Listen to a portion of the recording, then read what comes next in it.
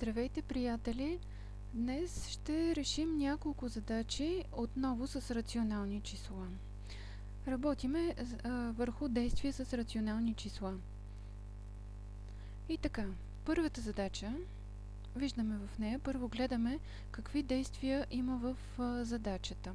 Виждаме, че има събиране, има изваждане и има и деление. Първо ще извършим действието деление, тъй като умножение и деление се извършват преди събиране и изваждане. Така че 14,2 го преписваме. След което минус 6 делено на 0,3 минус по плюс прави минус, знака е минус. И сега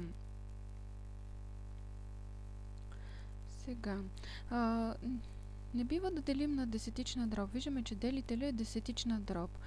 Какво правиме? Гледаме колко знака има след десетичната запетая. В случая един знак. Това означава, че след частицата, за да махнем тук десетичната запетая в делителя, в делимото ще добавим една нула. След частицата ще добавим една нула. Това означава, ще го разделим ето тук отдолу. Ще стане 60 делено на 3. И това е равно на 20. Дописваме си 20. И накрая дописваме плюс 1.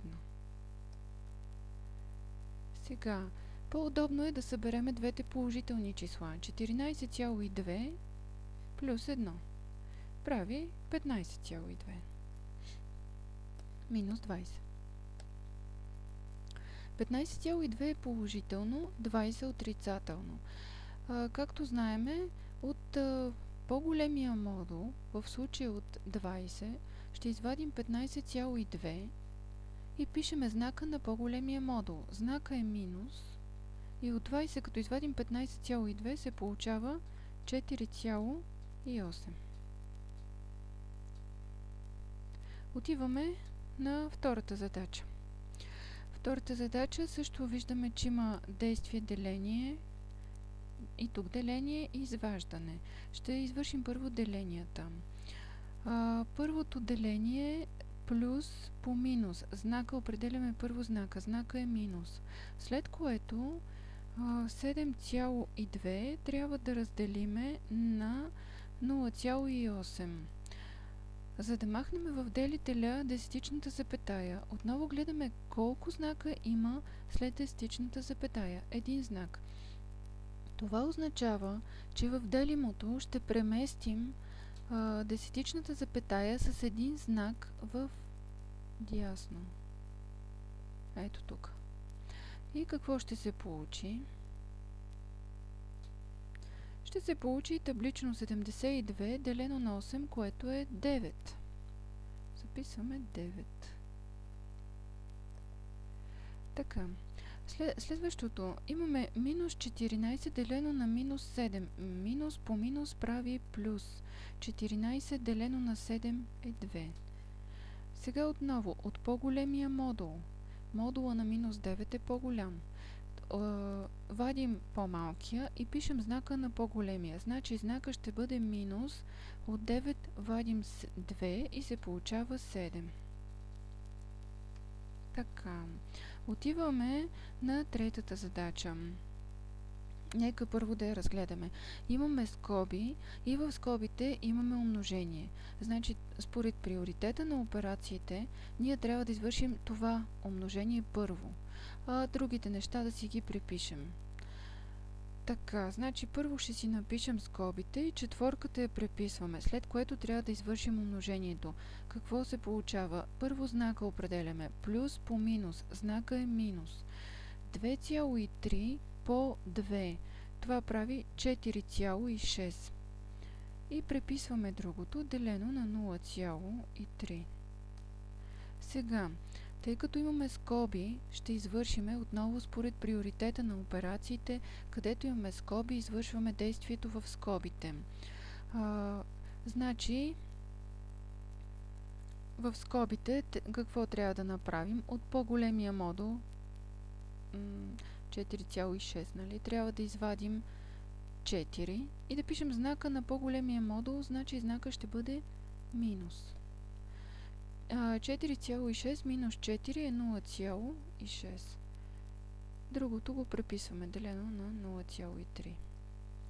Сега имаме деление, минус по плюс прави минус.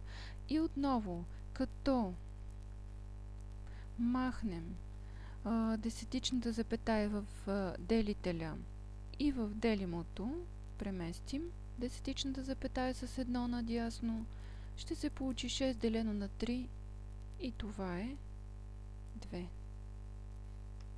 Минус 2 е отговора на тая задача. И последната задача за днес, отново я разглеждаме и виждаме, че според приоритета на операциите имаме тук събиране, тук някакво изваждане, но имаме две умножения. Ще извършим първо умножението. Значи това е, което ми се иска да запомните от този урок, че умножението и делението се извършват преди събирането и изваждането. И другото нещо, може би, което трябва да запомните, което трябва да знаете от предишните класове, е как се дели, когато имаме делител десетична дроб. Сега, значи 27 го преписваме, защото ще извършим първо умножението. Минус 4 по минус 3, минус по минус определяме знака. Това също е важно да се запомни, става плюс. 4 по 3, 12. Минус 5 по минус 4, минус по минус плюс. И 5 по 4, 20. И последното плюс 1 го преписваме. Виждаме, че тук се получават само положителни събираеми, положителни числа, които ние просто си ги събираме. 27 плюс 12, това е 39. Плюс 1, ако съберем с единицата разместително свойство, ще се получи 40, плюс 20, получава се отговор 60. Това беше последната задача от днешния урок. Не забравяйте да посещавате нашия сайт Математика 6.org и очаквайте следващите ни уроци.